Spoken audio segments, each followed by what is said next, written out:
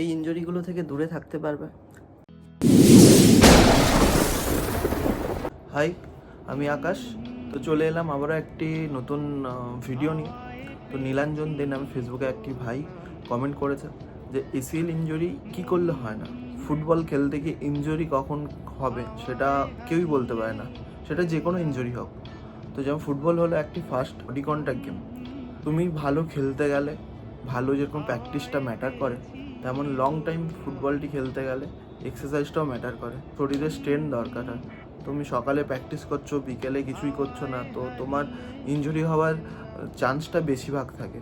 তো আমি এটাই বলতে চাই, ভালো যেরকম প্র্যাকটিস করছো সেরকম ভালোভাবে স্ট্রেন প্র্যাকটিসও করো। এক্সারসাইজ করলে তুমি লং টাইম পর্যন্ত এই ইনজুরিগুলোতে দূরে থেকে তুমি খেলতে পারবে। তো নেক্সট ভিডিও তোমাদের কমেন্টের ওপরেই বানাবো, তো কার কতটা হেল্প হয়েছে তোমরা জানিও।